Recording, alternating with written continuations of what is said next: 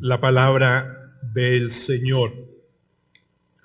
Por causa del Señor, someteos a toda institución humana, ya sea al rey como a superior, ya a los gobernadores como por él enviados para castigo de los malhechores y alabanza de los que hacen bien. Porque esta es la voluntad de Dios, que haciendo bien hagáis callar la ignorancia de los hombres insensatos. Como libres, pero no como los que tienen la libertad como pretexto para hacer lo malo, sino como siervos de Dios. Honrad a todos, amad a los hermanos, temed a Dios, honrad al Rey. Oremos. Señor, una vez más, no tenemos a dónde ir, pero tenemos el lugar más increíble para ir, que es a tus pies. Te queremos rogar que tengas compasión de nosotros, que nos hables, que nos animes, que nos fortalezcas, que traigas arrepentimiento, que tu Santo Espíritu esté en medio nuestro obrando poderosamente como solo tú lo puedes hacer.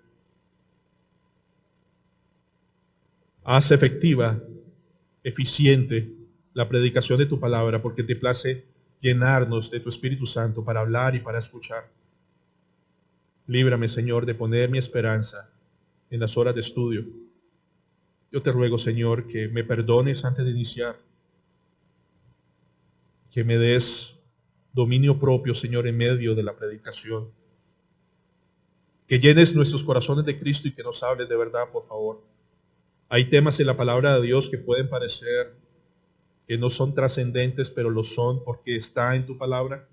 Así que rogamos, Señor, que nos guíes, que nos protejas de nosotros mismos y nos hables, nos perdones y nos levantes llenos de Cristo Jesús. Amén. Mis hermanos, hemos estado hablando que como creyentes somos, recuerda, real sacerdocio, nación santa, pueblo adquirido por Dios, pero no solamente para anunciar las virtudes, sino para vivir esas virtudes de Cristo. Es decir, que estamos llamados, mis hermanos, a ser testimonio de la obra de Cristo en completa dependencia del Espíritu Santo. Hemos sido capacitados por la gracia para vivir en santidad a pesar de estar en medio de batallas diarias. A partir de ese momento, mis hermanos, vamos a empezar a ver la carta de Primera de Pedro, cómo toda esa vida de santidad se hace de forma práctica. Y de hecho vamos a tocar tres temas. Uno, no hoy, pero lo vamos a ver. Uno, cómo es la vida de un creyente, de un peregrino, de una nación santa como ciudadano. Cómo es la vida de un creyente como empleado. Y cómo es la vida de un creyente como miembro de una familia, más enfáticamente como esposo y esposa. Familia, una vez más les quiero recordar que el buen testimonio de un creyente nace de una batalla que gana o que pierde a diario.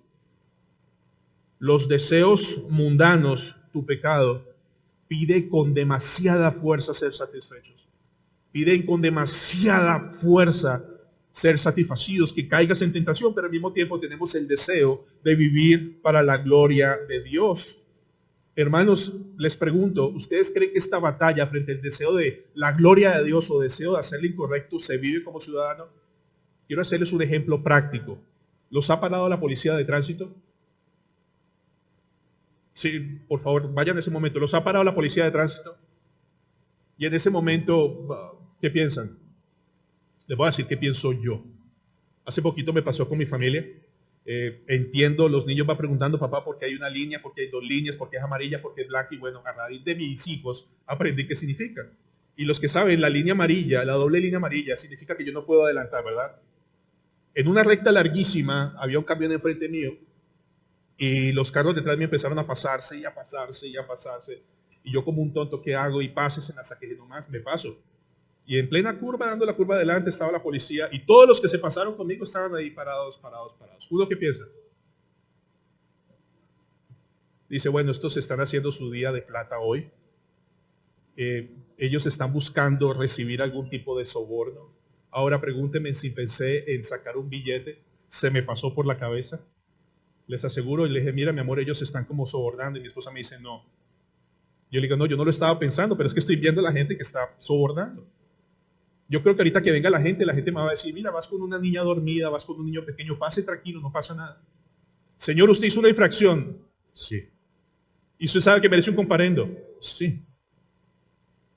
Pero mis hermanos, esto es un ejemplo tonto, pero siempre que nos para, nosotros estamos mirando la forma de cómo justificar, cómo zafarnos de ahí. O sea, uno no está pensando, Señor, qué buena oportunidad que tengo de dar testimonio, póngame el tiquete porque quiero. No. Uno quiere mirar cómo se puede soltar. Y eso es hablando de un policía. Imagínense cuando llega los impuestos a pagar o cuando te dicen de la factura, mira, ¿con IVA o sin IVA?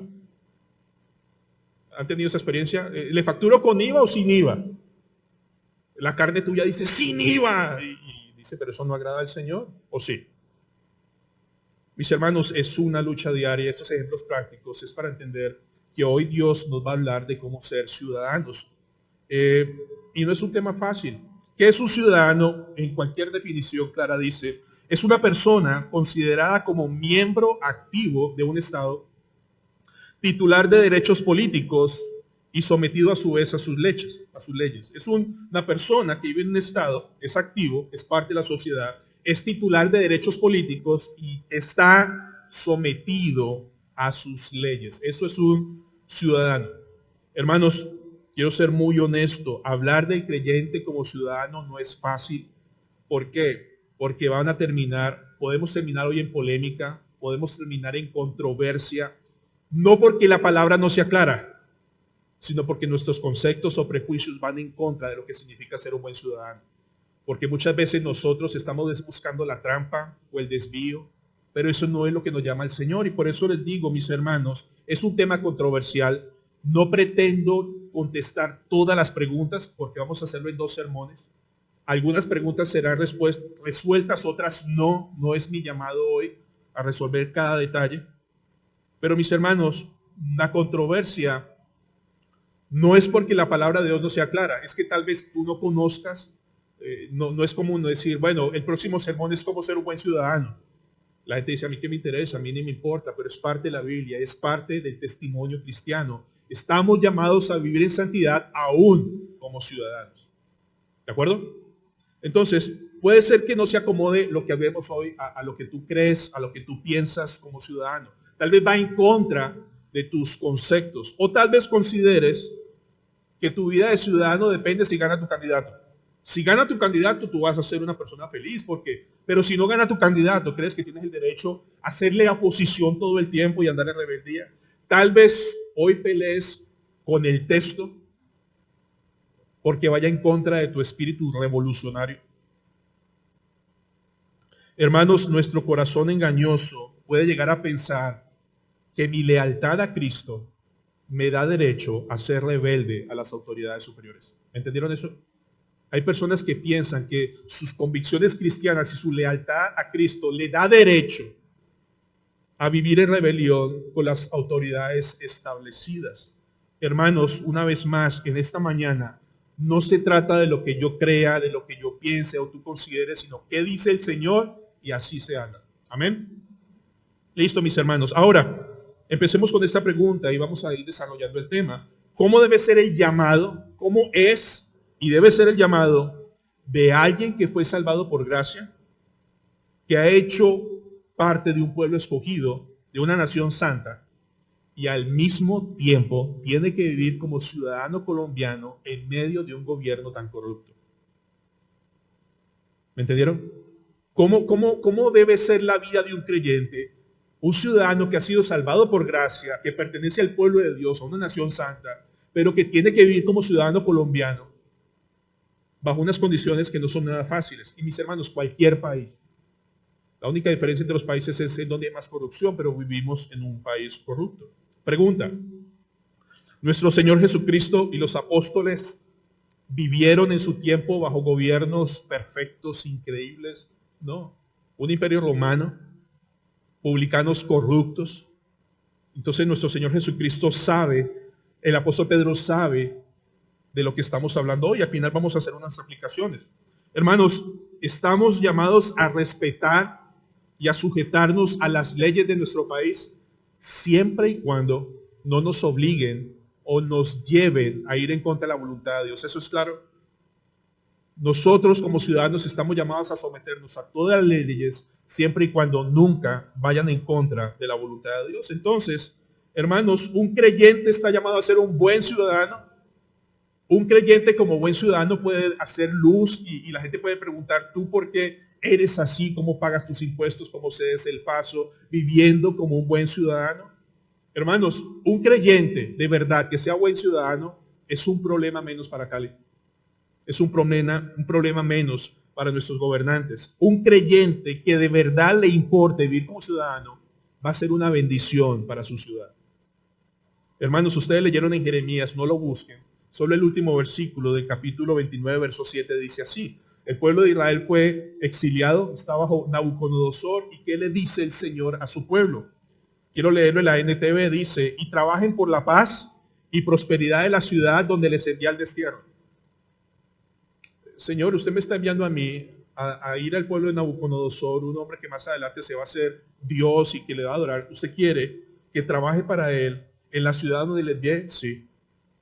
Y dice, pidan al Señor por la ciudad, porque del bienestar de la ciudad dependerá el bienestar de ustedes.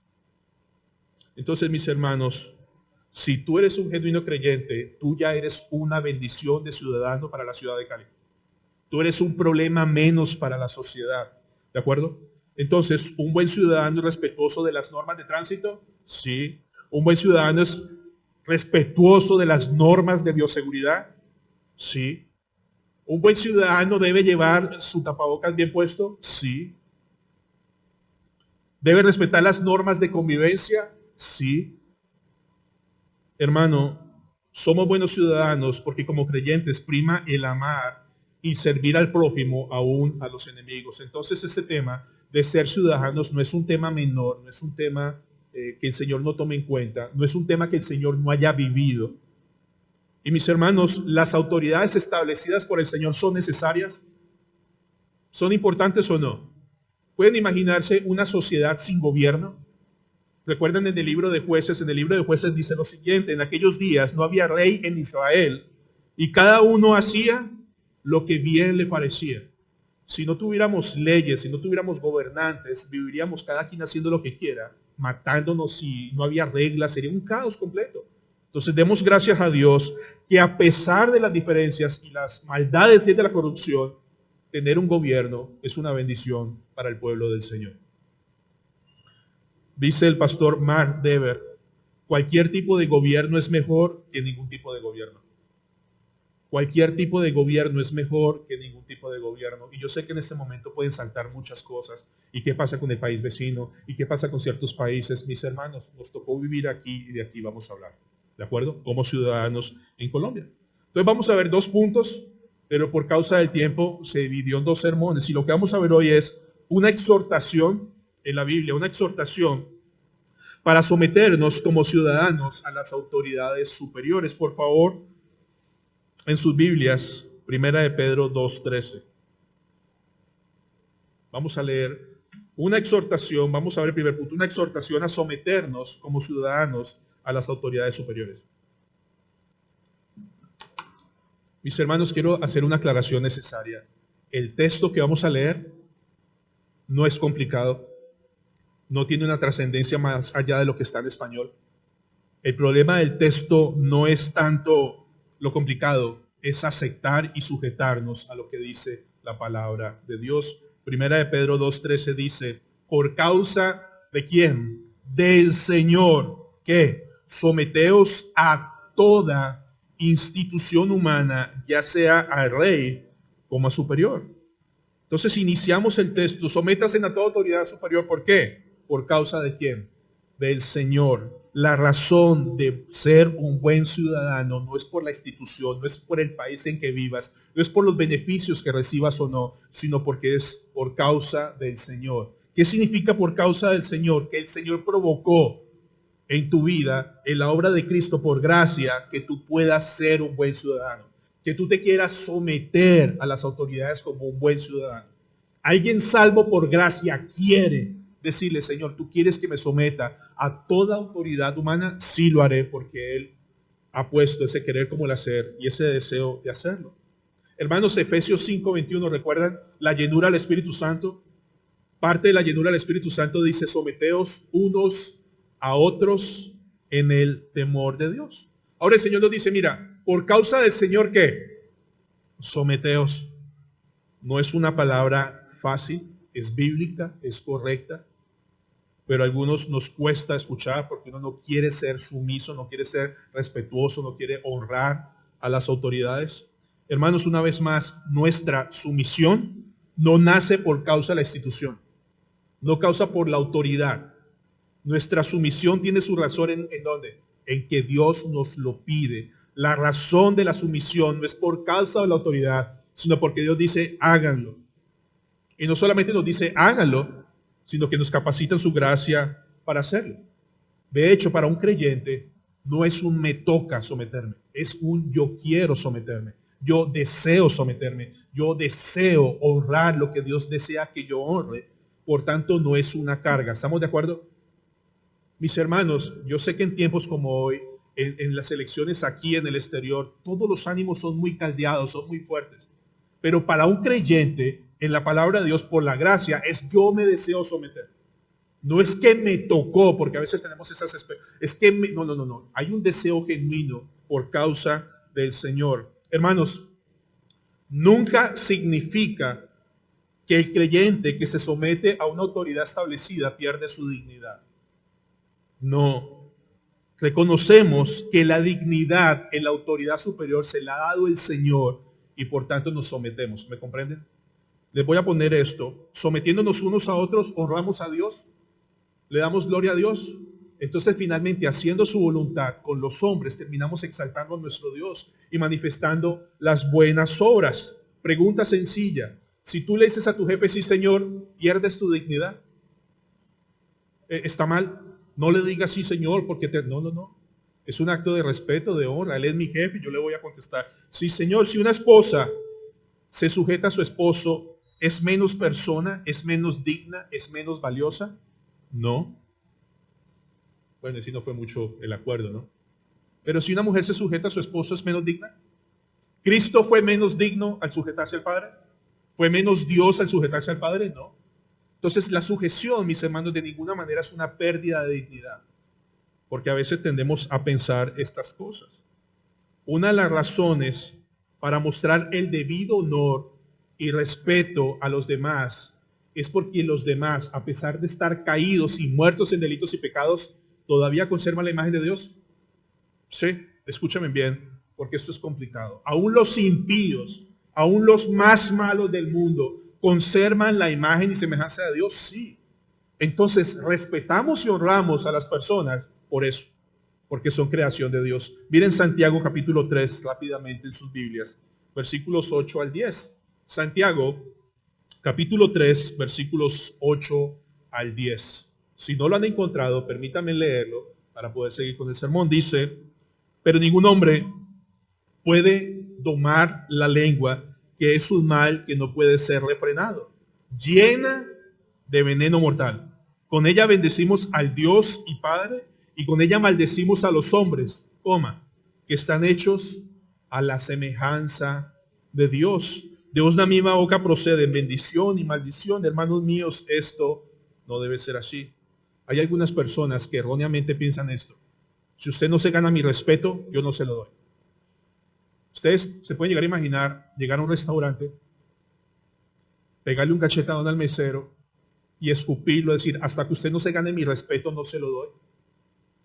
No, mis hermanos, todo ser humano es digno de respeto y de honra, no por la persona en sí, sino porque Dios dice, ahí está mi imagen y semejanza.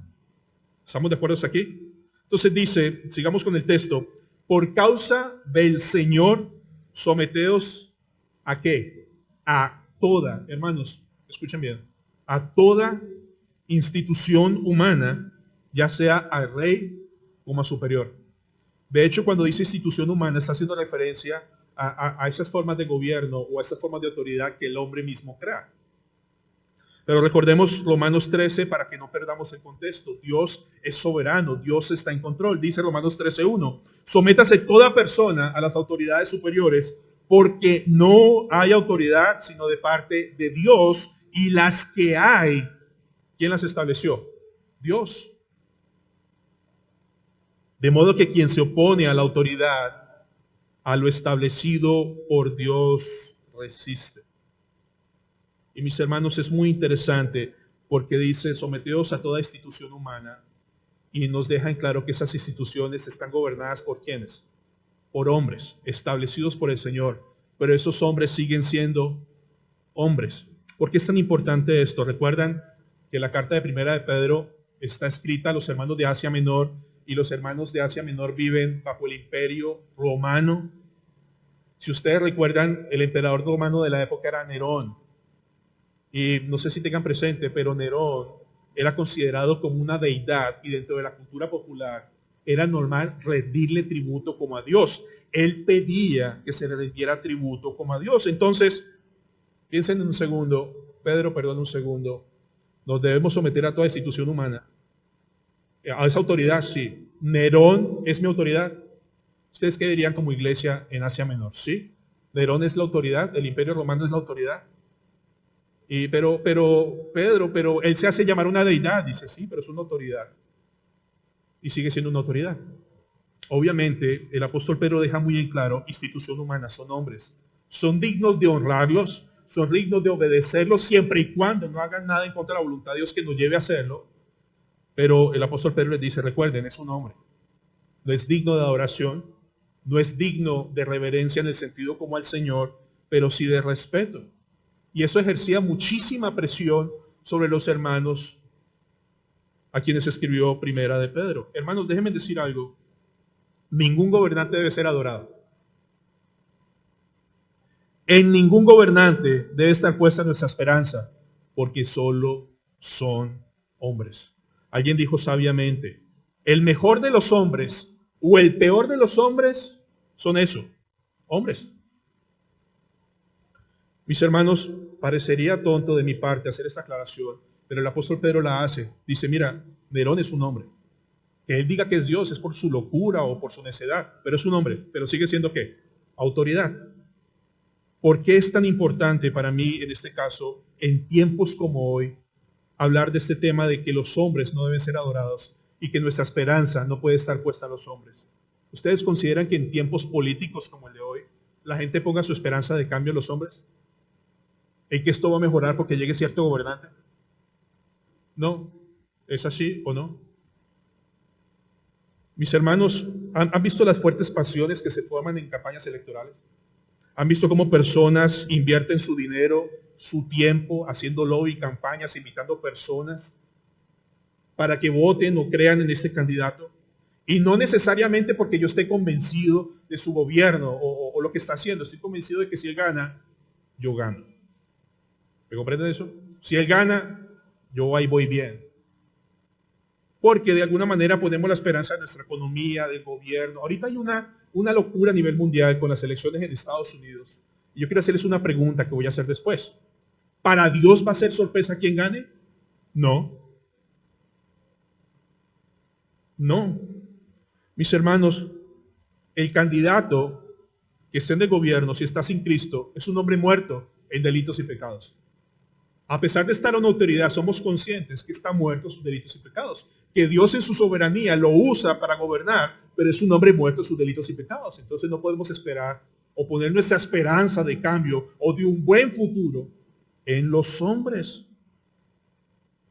Y por eso quiero decir esto sí es muy personal. Me parece a mí muy vergonzoso que creyentes hagan burla de sus gobernantes. No tenemos derecho delante del Señor de burlarnos de nuestro presidente o de un gobernador, o de hacerle memes, o de hacerle tiras cómicas. Es una falta de respeto.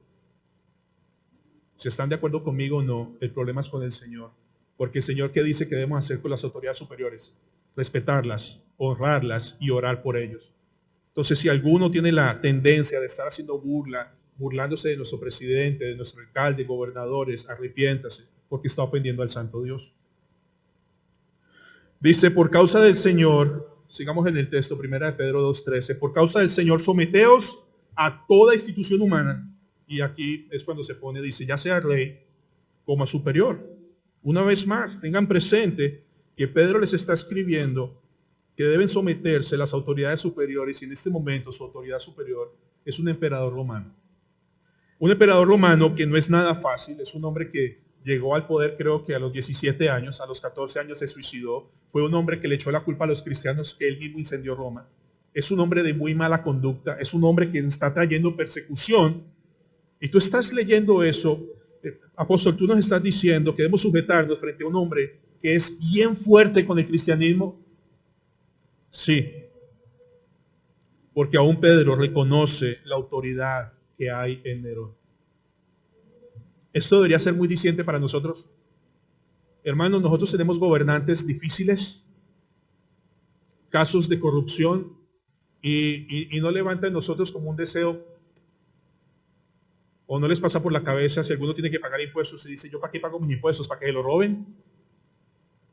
¿Eso justifica que uno no pague impuestos? O si te ponen un parte y dice, no, yo en 6 meses este parte se va, y no, si ponen un parte, cometiste una infracción, hay que pagarla. Mis hermanos, yo quiero que comprendan que las autoridades sean establecidas por el Señor, y el apóstol Pedro nos está dando un ejemplo claro en Primera de Pedro, que a pesar de que los gobernantes no sean perfectos o no sean creyentes, son autoridades nuestras. Y estamos llamados a honrarlos, a respetarlos y a sujetarlos. Esta es la porción que no cala mucho en un tiempo como hoy. Que yo honre a un hombre así, bueno, si Dios lo puso como autoridad, ¿cuál es tu deber? Y el mío. Honrar y orar por él. Continúa el texto, Primera de Pedro 2:14, familia. Dice, ya a los gobernadores como por él enviados. Hermanos, como por él enviados no fue que Dios los envió. Entendemos que soberanamente es así, pero son enviados por el emperador. Recuerden que en el Nuevo Testamento tenemos como 3 gobernadores que son enviados por Nerón. Entonces tenemos gobernadores en las provincias.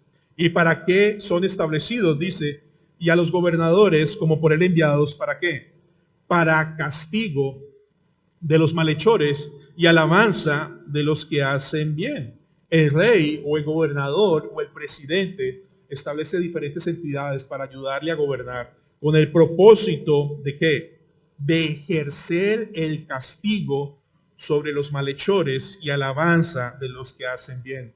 Hermanos, en Romanos 13 ustedes leyeron, ¿qué carga la autoridad de Dios para ejercer justicia?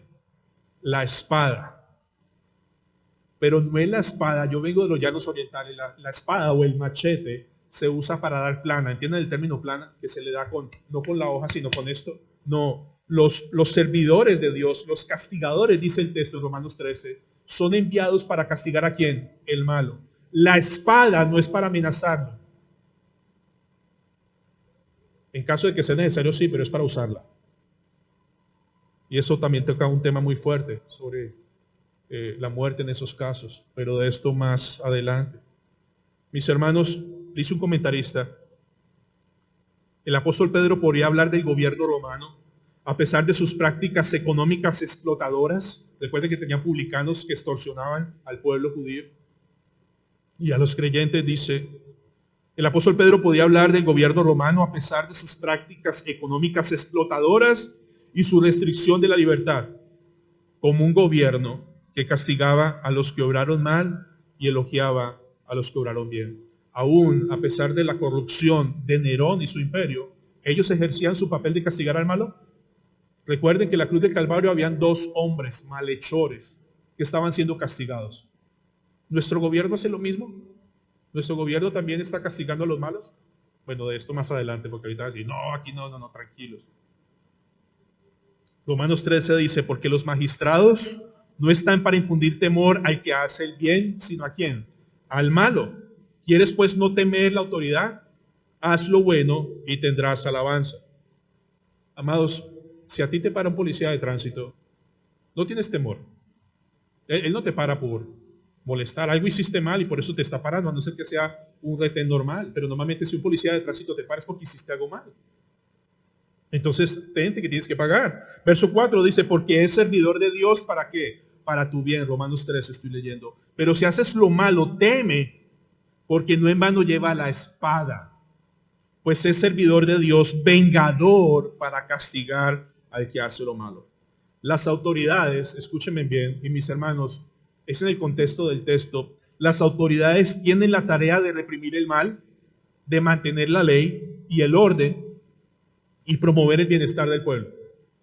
O sea, las autoridades impuestas por Dios tienen la capacidad de parte de Dios de castigar al malo, mantener el orden y hacer cumplir las leyes, ¿verdad? Ahora viene una pregunta.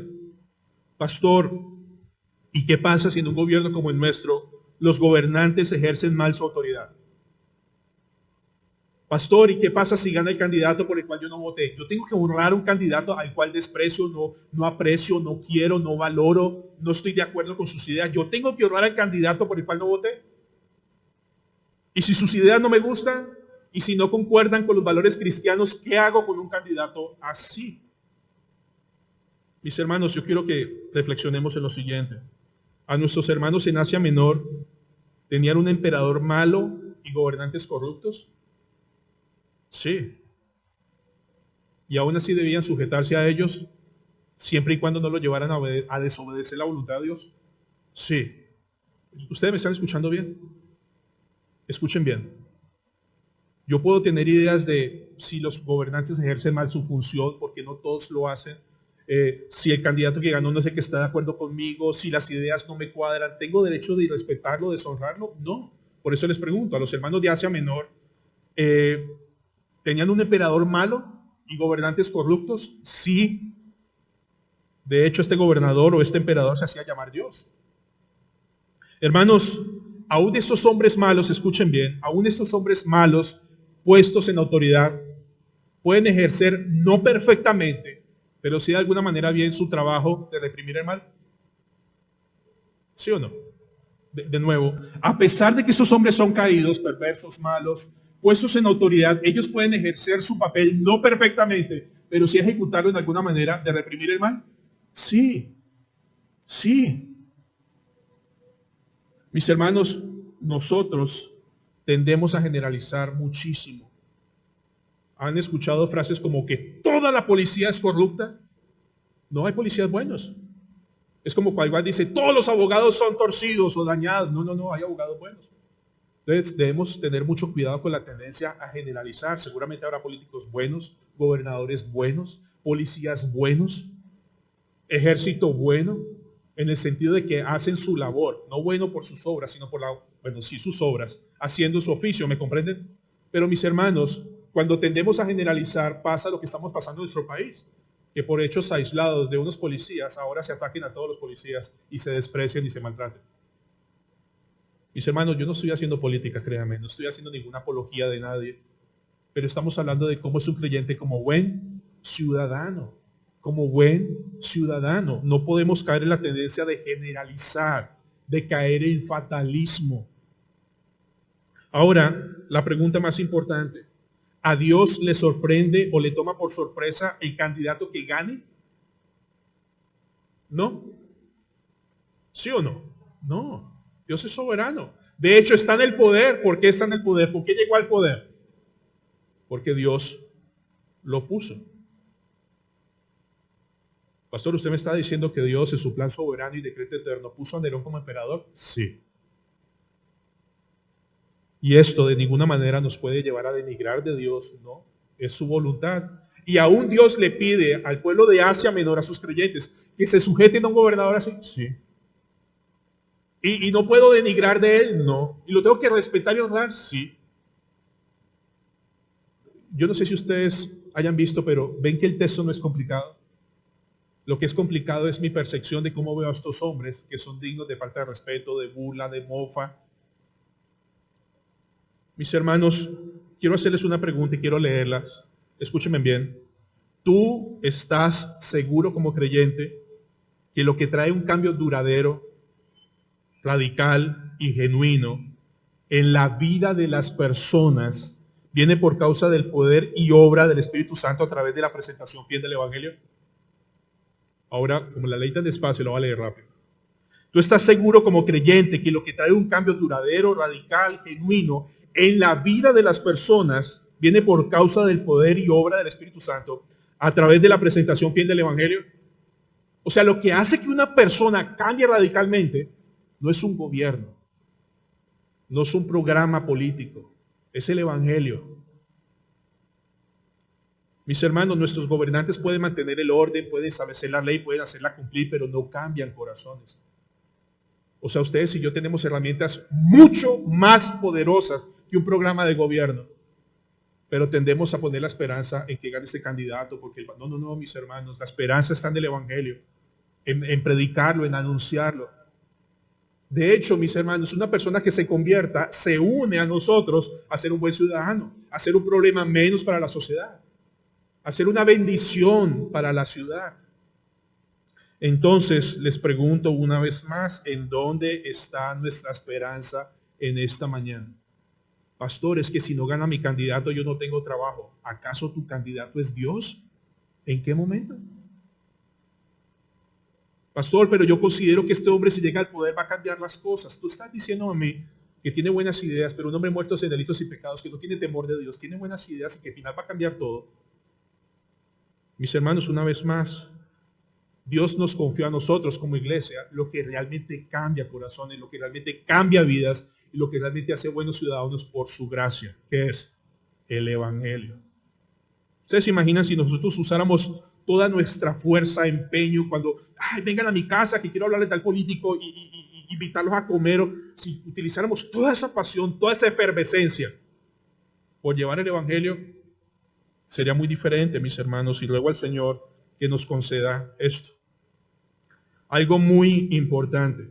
Escúchenme a esta pregunta que ya la hemos resuelto. Dice, mis hermanos, nuestra sumisión a las autoridades superiores depende si esta autoridad lo hace bien o lo hace mal. De nuevo, escúcheme bien. Nuestra sumisión a las autoridades superiores depende si ellos lo hacen bien o lo hacen mal. O sea, yo me someto si ellos lo hacen bien, pero si lo hacen mal no me someto. Piensen bien. Uno podría caer en excusas. De pronto en el caso de una esposa sujeta a un esposo, la esposa dice, pastor, mi esposo no es una buena cabeza, pero hermana es cabeza. ¿Entienden esa expresión? La dignidad de un esposo no está en cómo sea buen esposo, sino porque Dios lo hizo cabeza. La dignidad está en que Dios le hizo cabeza. Y como Dios le hizo cabeza, en la palabra de Dios, la mujer está llamada a sujetarlo, a respetarlo y a honrarlo. Pastor, pero si mi esposo no es buena cabeza, ora por él. O una mujer tiene derecho a despreciarlo. ¿Me comprende lo que les digo? Mis hermanos, nuestro sometimiento a las autoridades superiores no es cuando lo hagan perfectamente. Porque alguno podría pensar, pastor, mira, yo para qué pago impuestos si se lo roban. Mis hermanos, nuestro deber es sujetarnos y pagarlos. Si ellos roban, tienen que responderle al Santo Dios. Pero no es excusa para nosotros para no cumplir nuestros deberes ciudadanos. Déjenme leerles algo que dice un comentarista. De paso aprendemos que las funciones que ejercen el rey y los gobernantes del Estado no significa que los cristianos hayan de someterse a las autoridades únicamente cuando éstas cumplan perfectamente con sus funciones respectivas. Pues entonces se abriría la puerta a toda interpretación subjetiva acerca del uso o abuso de la autoridad. La historia nos ofrece muchos y tristes ejemplos de las consecuencias que acarrea tal mentalidad. Sublevaciones, guerras civiles, asesinatos de personas constituidas en autoridad.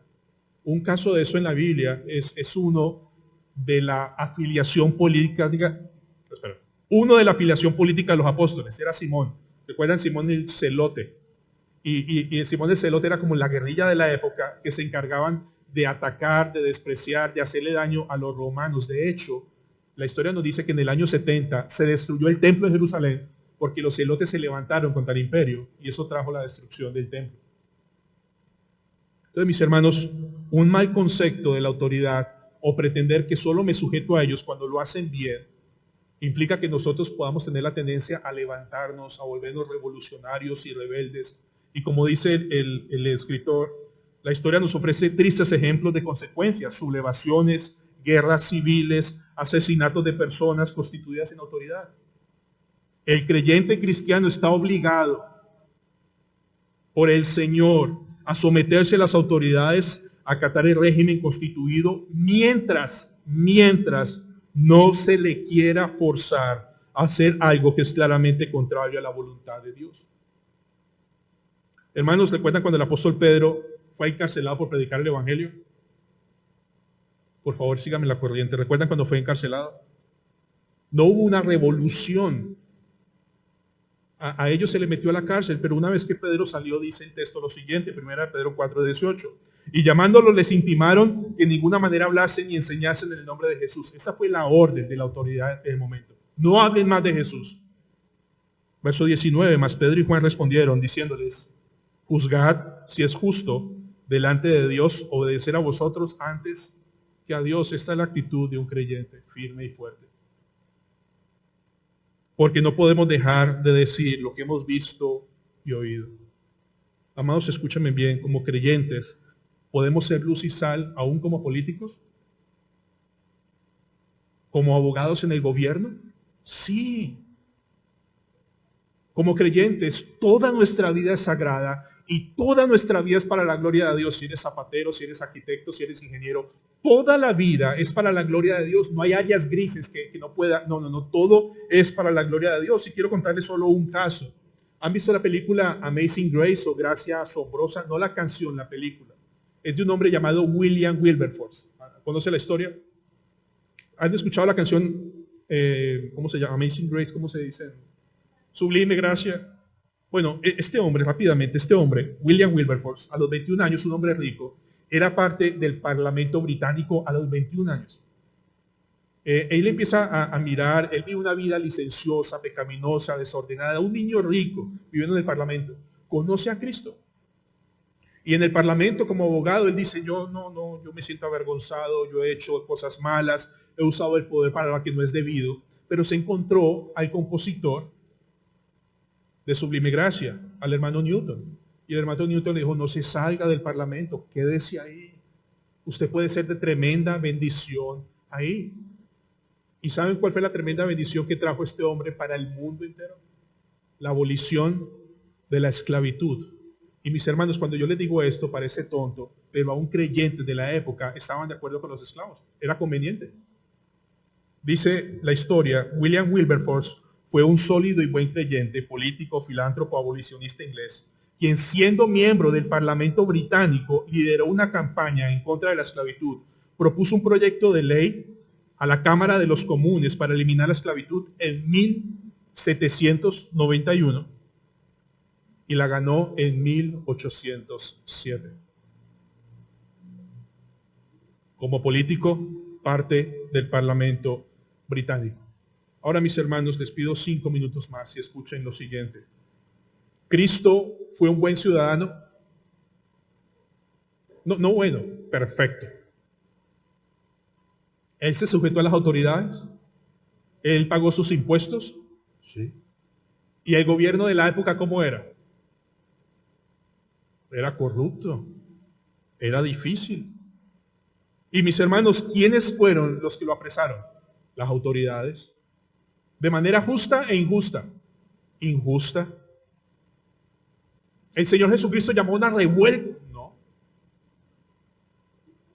Ahora, mis hermanos, el problema fue que el pueblo judío sí esperaba a un revolucionario. Ellos esperaban a un rey tipo David. Ellos querían ver a Jesús corpulento, grande, violento, agresivo, con una espada en la mano y vámonos a la batalla y acabemos con el imperio romano. Y el Señor dice, no, yo no vine a eso. Y a eso nos llama a seguir, a imitarle. Vamos a ver más adelante en Primera de Pedro. Ahora, hermanos, ¿el Señor Jesús tenía el poder de acabar con un gobierno solo diciéndolo? Por favor, miren sus Biblias. Voy a leerles para que me den tiempo. Mateo 26, 50 al 53. Dice, entonces Jesús dijo, cuando fueron a apresarlo, amigo, ¿a qué vienes entonces? Se acercaron y echaron mano de Jesús y le prendieron. Hermanos, las autoridades vinieron y prendieron a Jesús. ¿Y Jesús qué hizo? Aquí estoy. Y los que estaban con Jesús, extendiendo la mano, sacó su espada. ¿Quién sacó la espada? Pedro. E hiriendo a un siervo del sumo sacerdote, le quitó la oreja. Entonces Jesús le dijo, vuelve tu espada a su lugar, porque todos los que tomen espada a espada perecerán. ¿Quiénes tienen derecho a llevar la espada? Las autoridades superiores. Tú no, guárdala. Versículo 53 dice, ¿acaso piensas que no puedo ahora orar a mi Padre y que Él no me daría más de 12 legiones de ángeles? El Señor tenía todo el poder y la autoridad de destruir todo ese imperio. ¿Pero qué hizo? Se sujetó. Ahora, ¿recuerdan la famosa frase cuando estaba delante de Pilatos? Pilatos le dice, ¿no sabes que tengo autoridad para crucificarte y que tengo autoridad para soltarte? ¿Qué le responde nuestro Cristo? Ninguna autoridad tendrías contra mí si no te fuese dada de arriba. ¿Fue injusto? Sí. Pero mis hermanos, la sumisión a Cristo como ciudadano, si me permite la expresión en el texto, lo llevó a la cruz. Lo llevó a la cruz.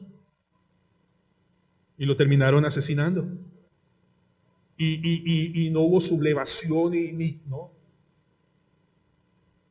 Porque él respetó las autoridades y es nuestro testimonio seguirlo haciendo. Y déjame terminar con unas aplicaciones prácticas de un hombre común y corriente llamado Juan el Bautista. Juan el Bautista, recuerden que por qué terminó en la cárcel, porque él empezó a gritar a Herodes, mira, te casaste con la mujer de tu hermano, y lo acusaba de adulterio, y hasta que este rey se molestó, este gobernador, y lo metió a la cárcel. Juan llevaba 1 año en la cárcel. Cuando mandó preguntar, ¿eres tú aquel que había de venir o esperaremos a otro? Y recuerden, hermanos, que Juan el Bautista, y pónganse en sus zapatos, Juan el Bautista hace 1 año bautizó al Señor. Preparó el camino del Señor, empezó a predicar el arrepentimiento, fue el primer más grande profeta en la Biblia. Pero está en la cárcel. Ahora piensen por un segundo, está en la cárcel y cuántas preguntas pasan por su cabeza. ¿Será este el Mesías? Y yo voy a especular si yo fuera Juan el Bautista. Solo permítame 2 minutos más. Imagínense, el Señor no sabrá que su precursor, que su fiel predicador está en la cárcel. ¿Alguien le habrá informado que yo, Juan el Bautista, estoy en la cárcel? Alguien tiene que ir a decirle a mi Señor que yo estoy en la cárcel porque yo estaba predicando fielmente el Evangelio y llamando al arrepentimiento y este sinvergüenza me mete a la cárcel. ¿Mi Señor sabrá eso? Pregunta, ¿el Señor sabe eso? ¿Por qué no ha usado su poder para sacarme? Si el Señor decidiera con sus 12 discípulos y unas 5,000 personas que le siguen, hacemos una revuelta y me sacan de la cárcel. ¿Qué le mandó a decir el Señor? Escuchen bien, respondió Jesús y le dijo, id y haced saber a Juan las cosas que oís y veis. Los ciegos ven, los cojos andan, los leprosos son limpiados, los sordos oyen, los muertos son resucitados y a los pobres es anunciado el Evangelio. Es como, miran, díganle a Juan lo que él necesita escuchar, las verdades del Antiguo Testamento que él conoce. Ustedes no están viendo un revolucionario, un hombre armado, no, yo vine a hacer la voluntad de mi Dios y estoy predicando el Evangelio. Señor, ¿tú sabes que Juan está en la cárcel? Sí, dentro del propósito eterno de Dios, Juan debe estar en la cárcel. ¿Y cómo murió Juan? Decapitado en una cárcel. ¿Y Dios sigue siendo soberano y bueno? Amén. ¿Y debemos sujetarnos a las autoridades? Amén. ¿Así sean injustas? Bueno, si te puedes defender, contrata un abogado, pero no sin irrespeto, sin groserías, sin burlas. ¿Y qué dice el Señor? Bienaventurado el que no halle tropiezo en mí. Porque a veces como creyentes estamos esperando que Cristo haga cosas por nosotros, que nos libere, que nos defienda. Hay cosas que no van a pasar. Y no porque Dios no quiera, sino porque no es parte de su propósito para moldear a Cristo en nosotros. Juan el Bautista necesitaba pasar 1 año en la cárcel y ser decapitado para crecer a la estatura de Cristo. Sí. Cuesta decirlo, ¿verdad? Pero es así. ¿Pedro necesitaba ser encarcelado en Roma y morir boca abajo en una cruz? Sí. ¿Dios tiene el poder de defenderlo y quitarlo? Sí. Pero no es el fin. Lo que cambia corazones, mis hermanos, Cristo vino a hacer lo que venía a hacer, no a ganar una pelea física, sino una batalla ¿en dónde? En la cruz. ¿Para vencer a quién? A Satanás. Quiero leerles esto. Juan y ustedes, dice un comentarista y solo quiero leerlo, Juan y ustedes y yo debemos confiar que el Rey traerá su reino a su manera, conforme a su voluntad. De esta manera fue el camino de la cruz. Jesús no vino para destruir a las personas, sino para salvarlas. Para lograr eso tuvo que derrotar al gran opresor, a Satanás. Tenía que redimir a los pecadores de la culpa del pecado. Escuchen esto. Sus manos no agarraron una espada, sino que estaban extendidas para ser perforadas con clavos. No levantó una lanza, sino que recibió el empuje de una lanza en su pecho. No vino a traer el juicio, sino a llevarlo por ustedes y por mí. Que Dios nos ayude para sujetarnos a su voluntad. Amado Dios y Padre Celestial,